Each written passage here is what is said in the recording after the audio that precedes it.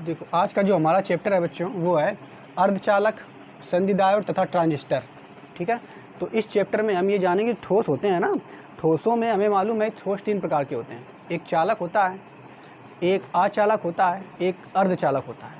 तो इस चैप्टर में विशेषकर हम अर्धचालक के बारे में जानेंगे, है ना, और उसमें फिर संधि डायोड, ट्रांजिस्टर वगैरह के बारे में हम पढ़ेंगे। संधि डायोड, ठीक है, और ट्रांजिस्टर वगैरह उसके बारे में पढ़ेंगे। लेकिन उससे पहले हम ये पढ़ेंगे कि ठोसों में जो चालक, अचालक, अर्धचालक होते हैं वो क्या होते हैं, है ना, और उनका वर्गीकरण जो है किस आधार पर किया जाता है। बात समझ रहे हो ना। उससे पहले हम ये जानेंगे ठोसों में ऊर्जा बैंड सिद्धांत क्या होता है। ठोसों में ऊर्जा बैंड सिद्धांत क्या होता है, तो पहले आइए इसको हम समझते हैं। जैसे कि हमें मालूम है बच्चों कि एक कोई परमाणु है, जैसे आप देखो, जैसे हमने ले लिया, मान लो ये Fe है, Fe, ठीक है, और Fe यानी लोहा आपका, और इस लोहे में हमने उसका एक परमाणु ले लिया। तो हमें मालूम है कोई भी किसी भी तत्व का परमाणु ले, चाहे हाइड्रोजन का ले लो, हीलियम, लिथियम, बेरिलियम, बोरान, लेकिन हमें लेना इसमें मुख्यतः धातु का है ना, धातु का लेना। तो इसीलिए यहाँ पे हमने Fe ले लिया, यानी लोहा। ठीक, अच्छा, तो हमने लोहे का एक परमाणु ले लिया। तो यहाँ पे आप देखो बच्चों क्या करेंगे, हमें मालूम है कि जो किसी भी चीज़ का परमाणु जब हम बनाते हैं तो उसका एक कक्षा होता है इस तरीके से, सॉरी, ये जो एक नाभिक होता है उसके चारों तरफ ऐसे कक्षाएं होती हैं, और इन कक्षाओं को, ये जो कक्षा पहली है नाभिक है, और नाभिक में हमें मालूम होता है प्रोटॉन और न्यूट्रॉन होते हैं, और कक्षाओं में इलेक्ट्रॉन घूमते रहते हैं। ये बात भी हमें मालूम है बच्चों, कक्षाओं में इलेक्ट्रॉन घूमते रहते हैं। ठीक है, एक चीज़ और देखो बच्चों, जैसे कि हम मान लें ये बात पहली कक्षा, ये दूसरी, ये तीसरी। तो अगर हम बात करें कि पहली कक्षा, दूसरी कक्षा, तीसरी कक्षा, ये इस तरीके से अगर आप देखोगे तो सबसे अंतिम जो कक्षा होती है, सबसे अंतिम वाली कक्षा, उस कक्षा को हम कह सकते हैं संयोजी कक्षा। क्या कहेंगे बच्चों?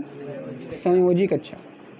अच्छा, एक चीज़ और देखो बच्चों, हमने आपको ये बताया था कि अगर कोई इलेक्ट्रॉन इस पहली वाली कक्षा से, मान लो ये वाला इलेक्ट्रॉन जो है, ये वाला, और ये पहली वाली कक्षा से निकल करके इस वाली कक्षा में जाना चाहता है, तो इसका मतलब इस इलेक्ट्रॉन को हमको कुछ ऊर्जा देनी पड़ेगी, यानी इसको कुछ ऊर्जा अगर मिल जाए तो ये इलेक्ट्रॉन यहाँ से निकल करके यहाँ पहुँच जाएगा।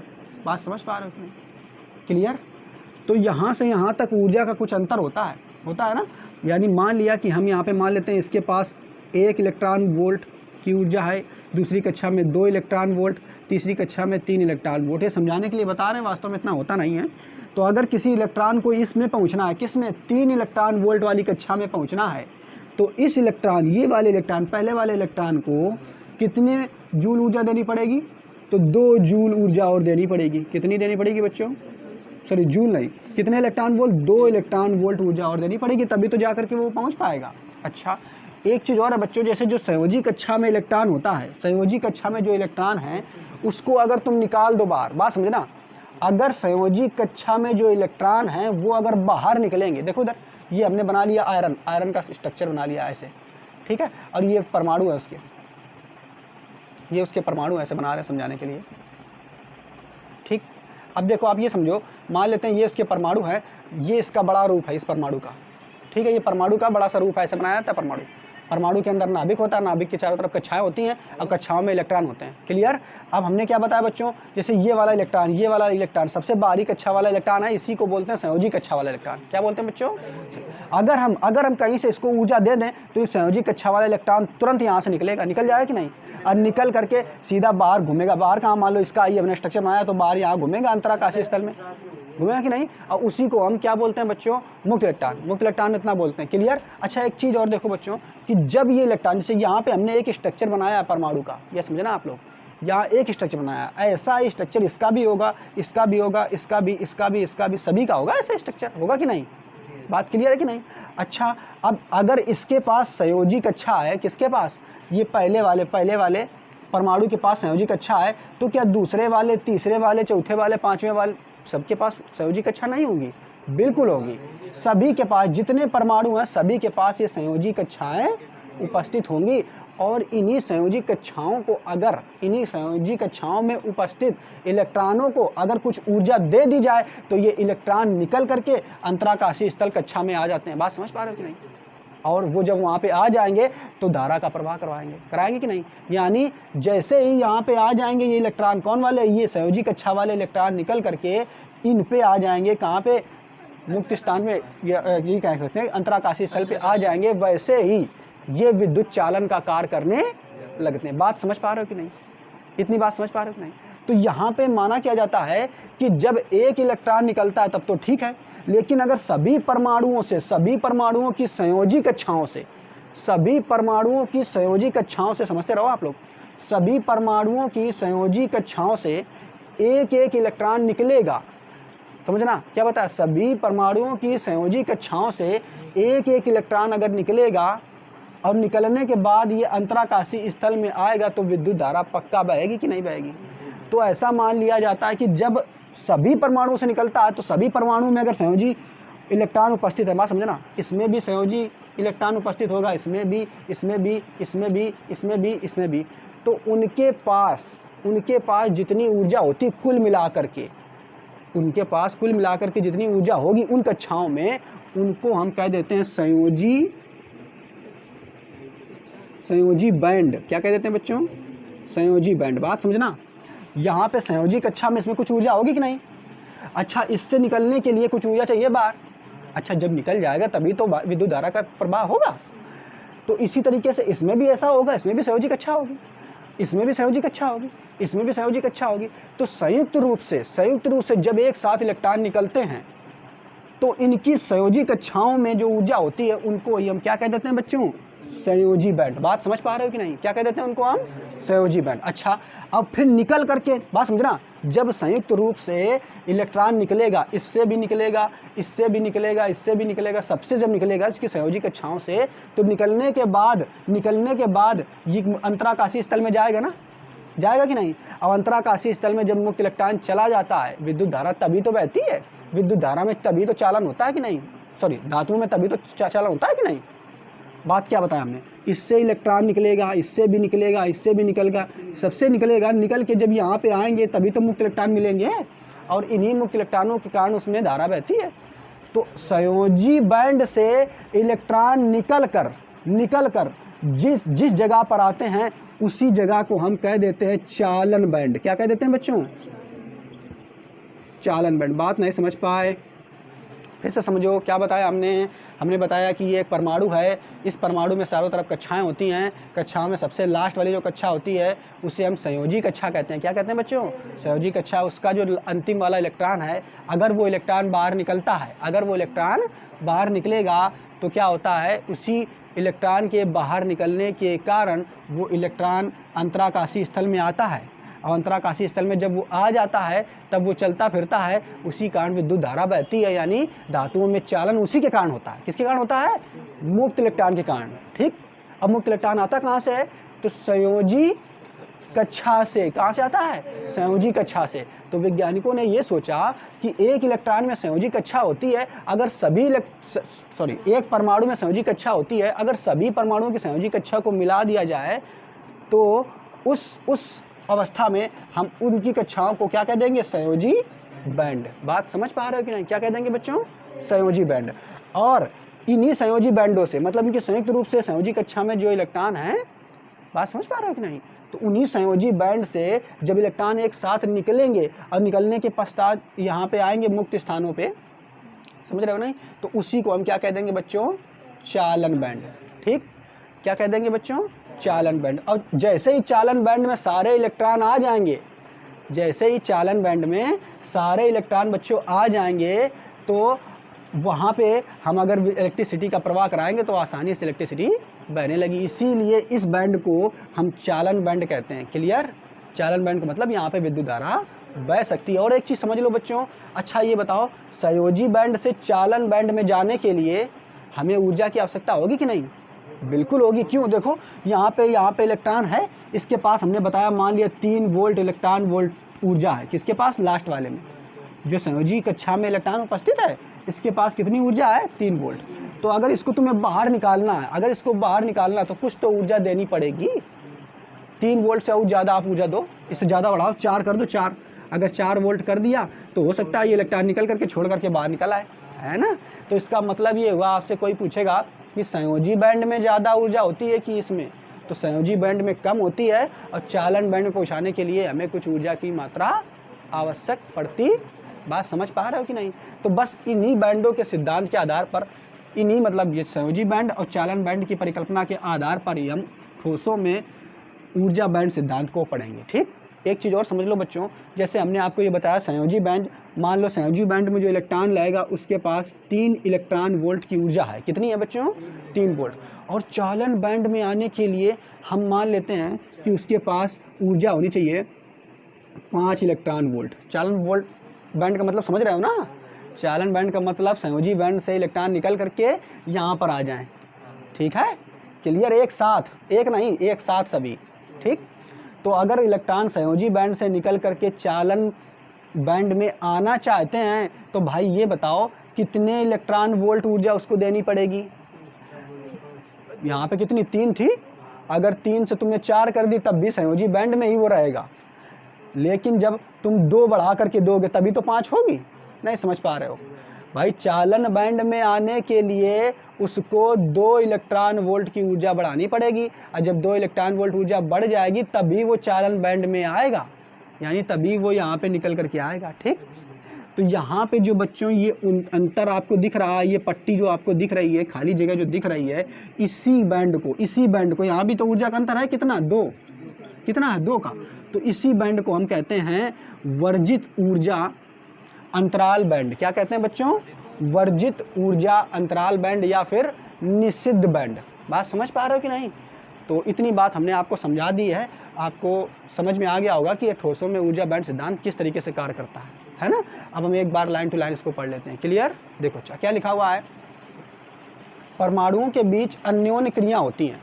परमाणु, ये परमाणु है ना, इनके बीच बहुत सारी, अन्योन्य का मतलब होती है बहुत सारी क्रियाएं होती हैं। फिर लिखा हुआ है जिसके कारण उनके ऊर्जा स्तरों में विक्षोभ उत्पन्न होता है। विक्षोभ का मतलब होता है हलचल।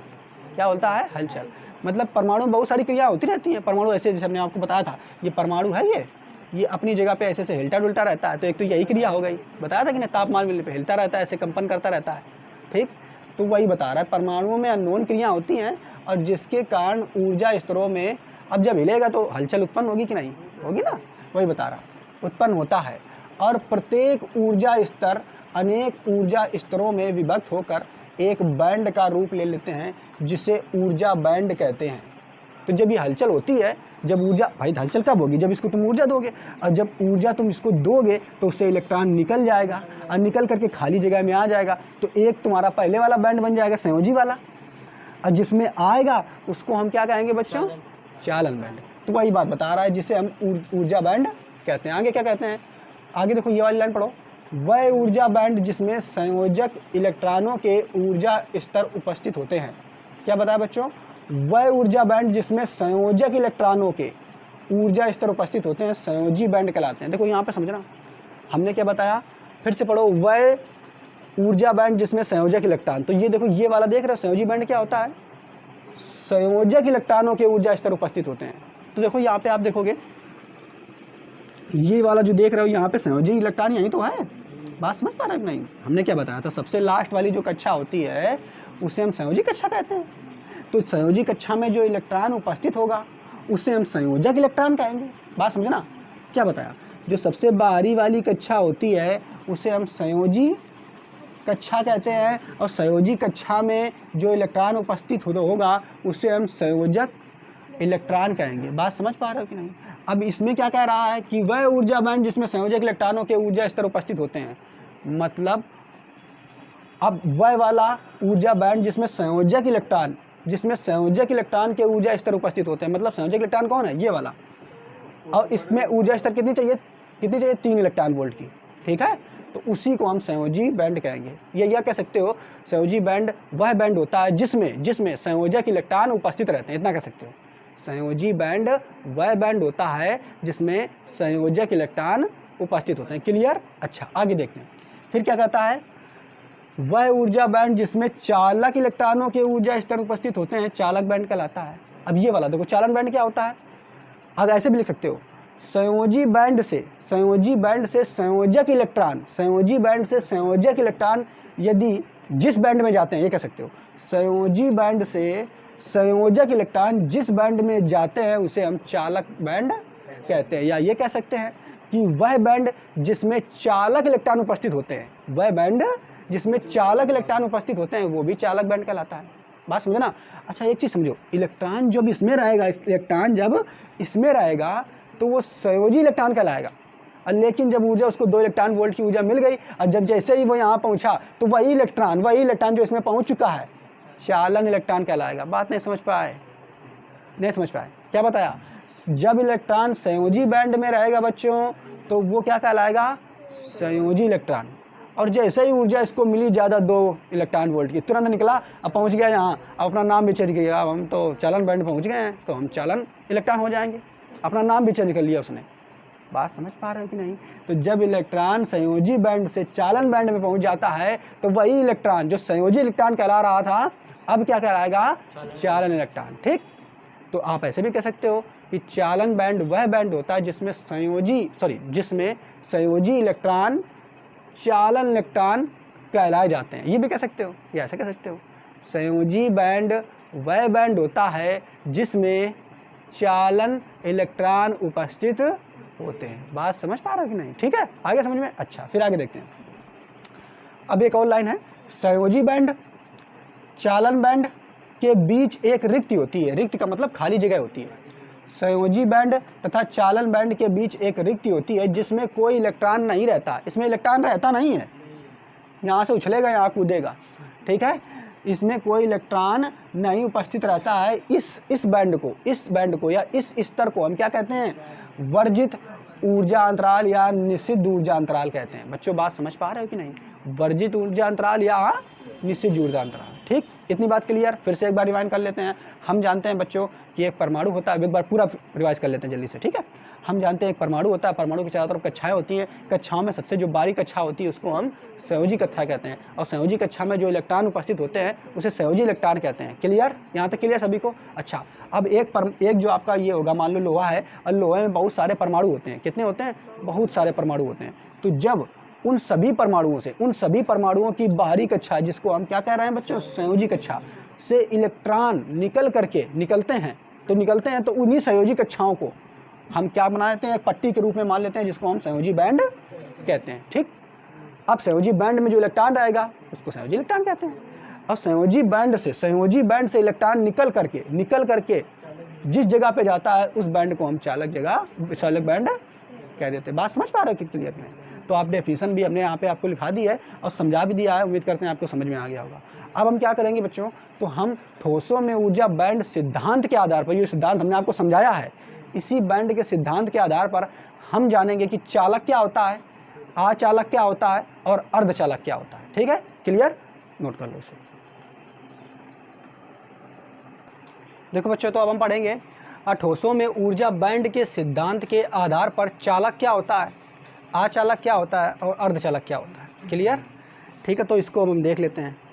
तो देखो बच्चों, सबसे पहले हमें ये जानना है, हमने आपको अभी बताया है कि जो ठोसों में ऊर्जा बैंड होता है वो क्या होता है। उसमें क्या होती है? एक चालक बैंड होता है, एक संयोजी बैंड होता है, अब बीच में जो रहता है वो कौन सा होता है? निषिद्ध ऊर्जा बैंड। ठीक है, बात समझ पा रहे हो कि नहीं? तो 3 बैंड होते हैं। कौन सा? एक पहला होता है संयोजी बैंड, एक होता है चालन बैंड, और बीच में जो रहता है वो निषिद्ध ऊर्जा बैंड रहता है। क्लियर? तो अब यहाँ पे हम समझेंगे बच्चों, देखो ध्यान से समझिए आप लोग। जैसे अब हम ये जानेंगे चालक क्या होते हैं, अचालक क्या होते हैं, अर्धचालक क्या होते हैं। तो हमें तो पहले ये बताया जाता है कि चालक वे पदार्थ होते हैं जिन पदार्थों से विद्युत धारा आसानी से बह जाए वो चालक। जैसे कि लोहा, जितनी धातुएं हैं वे, है ना, सोना चांदी, ये सब चालक। अचालक क्या होते हैं? तो अचालक वे पदार्थ होते हैं जिनसे विद्युत धारा आसानी से प्रवाहित ना हो, ना बहे, उन्हें हम अचालक कहेंगे। जैसे कि रबर हो गया आपका, प्लास्टिक हो गई आपकी, है ना, इसके अलावा लकड़ी भी, ये भी अचालक है। तो जिनसे भी विद्युत धारा का प्रवाह ना हो वो सब अचालक होते हैं। अर्धचालक क्या होते हैं बच्चों? अर्ध, जैसा उसका नाम है अर्धचालक, अर्ध मतलब आधा चालक है और आधा अचालक है। तो अर्धचालक वे पदार्थ होते हैं जो शुरुआत में आसानी से उनसे विद्युत धारा नहीं बहती है, लेकिन कुछ खास परिस्थितियों में हम उसमें कुछ बदलाव करके हम उनसे विद्युत धारा को बहा सकते है। क्लियर? तो अब वही हम देखेंगे, ये तो हम जनरली परिभाषा चालक अचालक की जानते हैं, कक्षा 6, 7, 8 से हम पढ़ते चले आ रहे हैं, लेकिन अब हम यहाँ पे ठोसों में ऊर्जा बैंड सिद्धांत के आधार पर जानेंगे कि ऐसा क्या होता है कि वो चालक होता है, वो अर्धचालक, और वो अचालक। क्लियर? तो यहाँ पे आप देखो बच्चों, होता क्या है, ध्यान से समझ लो पहले। तो यहाँ पे आप देखोगे बच्चों, यहाँ पे ध्यान से देखो, जैसे ये चालक अचालक की पहले बात करते हैं, ठीक है। तो होता क्या अचालक में बच्चों, जो ये मान लो ये पहले हमने खींच लिया, ये बैंड जो है, एक ये बैंड है और एक ये बैंड है, बात समझना बच्चों। ये वाला जो पहला वाला बैंड है इसे हम बोलते हैं चालन बैंड, ये ऊपर वाला जो है चालन बैंड है, और नीचे वाला कौन सा है, संयोजी बैंड। कौन सा बैंड है बच्चों, संयोजी बैंड। संयोजी बैंड में जो होते हैं क्या, सारे इलेक्ट्रॉन उपस्थित होते हैं, हमने आपको बताया ये सारे इलेक्ट्रॉन उपस्थित हैं, बात समझ रहे हो कि नहीं। अब देखो होता क्या है बच्चों, अगर ये इलेक्ट्रॉन यहाँ से निकल करके चालन बैंड में पहुँच जाएंगे, अगर ये इलेक्ट्रॉन यहाँ से निकल करके चालन बैंड में पहुँच जाएंगे तो क्या होगा, विद्युत धारा का प्रवाह होने लगता है। भाई यही इलेक्ट्रॉन जो होते हैं यही तो विद्युत धारा को प्रभावित करते हैं, लेकिन जब तक ये संयोजी कक्षा में, संयोजी बैंड में रहेंगे तब तक चालन नहीं होगा। बात समझ पा रहे हो कि नहीं। तो होगा क्या, हम क्या करते हैं, यहाँ से यहाँ तक आप देख रहे हो इनके बीच की दूरी कितनी ज़्यादा है। अब अगर यहाँ पे इसको आप ऊर्जा दोगे तो यहाँ से यहाँ तक वो जा ही नहीं पाएगा आसानी से। होगा क्या, इसमें हम जब इनको इलेक्ट्रॉनों को ऊर्जा देते हैं तो ऊर्जा दे दिया, और ये क्या करता है, ये आसानी से रख लेता है। मान लेते हैं इसके बीच का जो ऊर्जा का अंतर है वो 7 इलेक्ट्रॉन वोल्ट का होता है लगभग, आप ये मान लो कितना होता है, 7। इसको हमने जैसे ऊर्जा दी, किसके, ये अचालक का है, अचालक का, इसको हमने जैसे ऊर्जा दी किसके, अचालक के संयोजी कक्षा में उपस्थित इलेक्ट्रॉनों को जैसे ऊर्जा देंगे तो ऊर्जा देंगे ये तुरंत रख लेगा तुरंत, और रखने के बाद यहाँ पहुँचेगा नहीं दौड़ के। इसको हमने मान लो 1 इलेक्ट्रॉन वोल्ट ऊर्जा दी, और जैसे दी तो 1 इलेक्ट्रॉन वोल्ट से कुछ हुआ है नहीं, वो ऊर्जा रख लिया और वहाँ पहुँचा ही नहीं, और जब पहुँचा ही नहीं तो धारा कैसे बहेगी। 2 दी तब भी नहीं पहुँचेगा, 3 दी तब भी नहीं, 4, 5, 6, और जैसे 7 देंगे तो 7 देने में बहुत ज़्यादा ऊर्जा खर्च होती है। बात समझ पा रहे हैं। तो जर्नली क्या होते हैं, सारे जो इलेक्ट्रॉन होते हैं वो किस में रहते हैं, संयोजी बैंड में। कहता नहीं भैया अपना घर छोड़ के नहीं जाएंगे, कौन, ये वाले इलेक्ट्रॉन कहते हैं किसके, अचालक के। अचालक के क्या कहते हैं, तुम चाहे इतनी ऊर्जा दे दो हम जल्दी से घर छोड़ के नहीं जाएंगे। और जब ये यहाँ वहाँ जाएंगे नहीं, और जब ये यहाँ वहाँ जाएंगे नहीं तो विद्युत धारा का प्रवाह कौन कराएगा। बात समझ पा रहे हो कि नहीं। तो हम ये कह सकते हैं कि जो आपका अचालक पदार्थ होता है, अचालक पदार्थ में संयोजी बैंड तथा चालन बैंड के बीच दूरी बहुत ज़्यादा होती है, जिस कारण संयोजी बैंड में उपस्थित इलेक्ट्रॉन जो होते हैं वो आसानी से चालन बैंड में नहीं पहुंच पाते, और जब वहां पहुंच नहीं पाएंगे तो विद्युत धारा बहेगी नहीं। बात समझ पा रहे हैं, क्लियर। और ये भी कह सकते हैं कि जो अचालक होता है, अचालक के बीच जो मोटाई होती है, मोटाई जिसको हम बोलते हैं निषिद्ध ऊर्जा बैंड, वो बहुत चौड़ा होता है, जिस कारण ये पार करके वहाँ नहीं पहुँच पाते हैं, ठीक। लेकिन जबकि अब हम बात करें चालक की, तो चालक में क्या होता है बच्चों, जल्दी से ध्यान समझ लो। चालक में क्या होता है, तो चालक में यही बैंडों की दूरी जो है बिल्कुल घट जाती है। यही बैंड, अब चालक बैंड बिल्कुल पास में होता है, बिल्कुल पास में, ठीक। ये चालक बैंड है। अचालक बैंड में क्या होता है, देखो बच्चों, चालक बैंड, ये चालक पदार्थ है। चालक पदार्थों में क्या होता है, चालक पदार्थ जैसे कि आपका लोहा हो गया, सोना हो गया, चांदी हो गया, तो इसमें धारा बहती है ना आसानी से।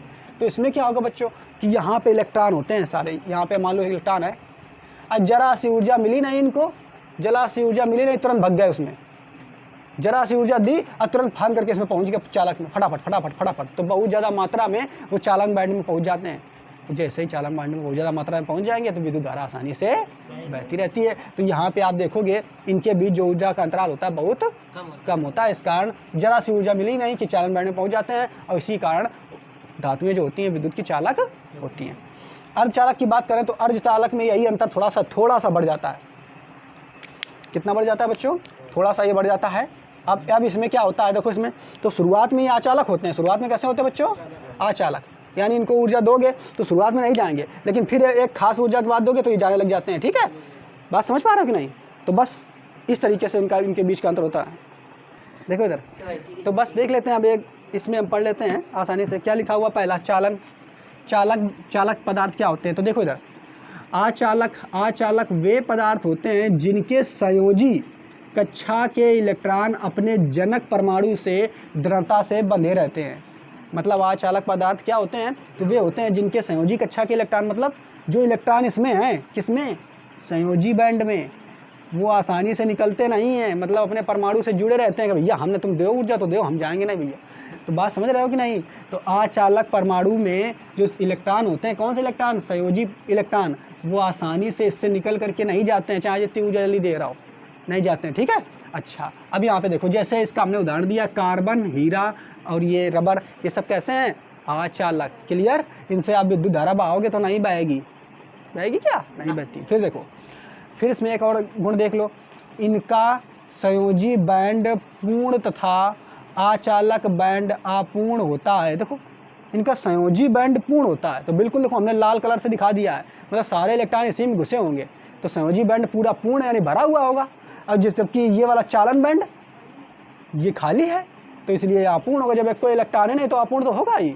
तो इसका संयोजी बैंड पूर्ण होता है और जो चालन बैंड होता है वो कैसा होता है, अपूर्ण। फिर क्या लिखा हुआ है, इसमें संयोजी बैंड तथा चालन बैंड के बीच ऊर्जा का अंतर सबसे अधिक होता है। मतलब संयोजी बैंड और चालन बैंड के बीच बहुत ज़्यादा ऊर्जा का अंतर होता है। लगभग कितना दिया है, 7 इलेक्ट्रॉन वोल्ट।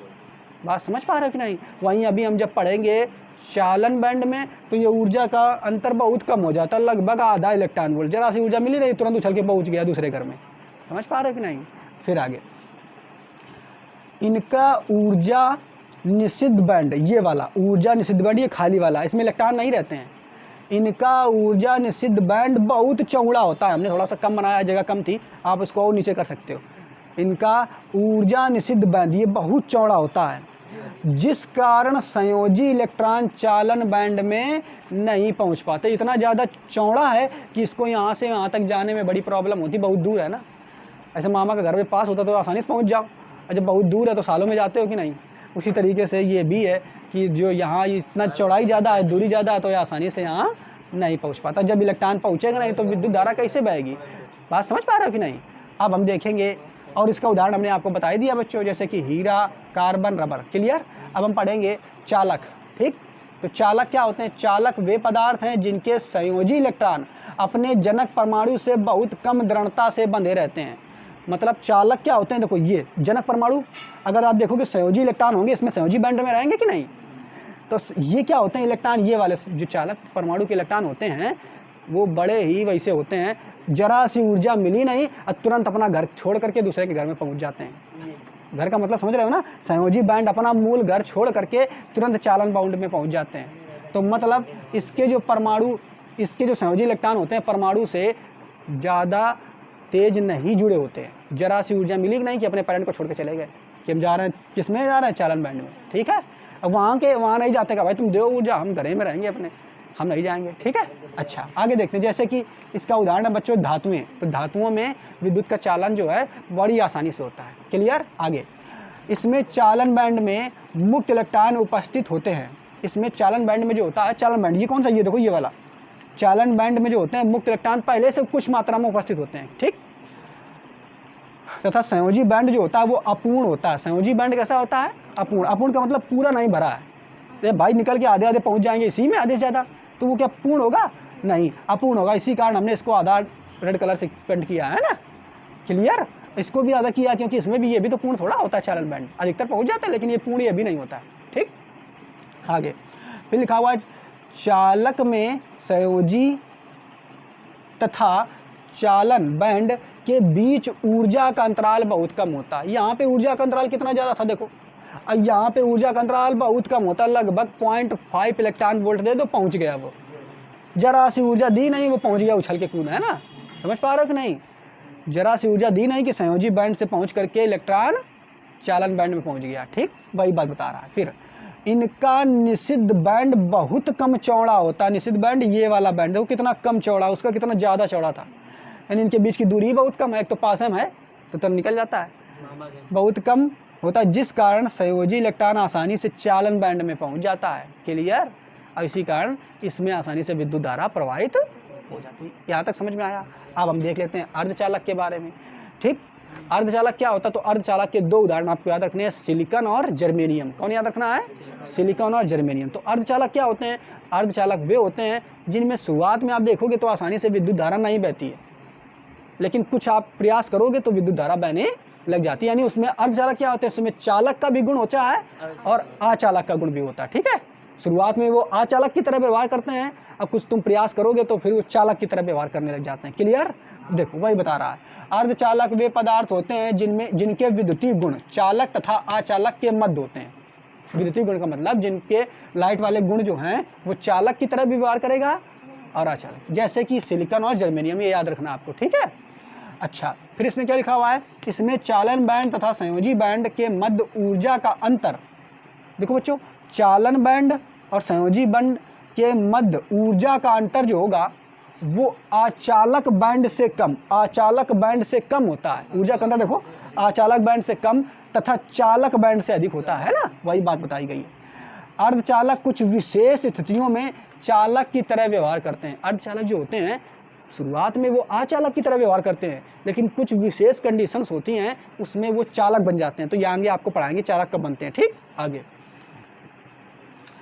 इसके निषिद्ध बैंड की चौड़ाई, निषिद्ध बैंड जो है ये वाला की चौड़ाई अचालक से कम होती है। अचालक बैंड से देखो, अचालक की कितना ज़्यादा है, अचालक से कम होती है परंतु चालक बैंड से अधिक होती है, ठीक है। ये बात आपको समझ में आ गई होगी और आप आसानी से समझ गए होगी कि चालक बैंड क्या होता है, अचालक, और अर्धचालक क्या होता है। इनके उदाहरण आपको जरूर याद रखने हैं। अचालक में हीरा, कार्बन, रबर, इसमें धातुएं हो जाएंगी, और इसका जरूर याद रखना है सिलिकॉन और जर्मेनियम, क्योंकि ये तो आपको याद रहेंगे लेकिन इसमें अधिकतर बच्चे भूल जाते हैं, ठीक। नोट कर लो अभी।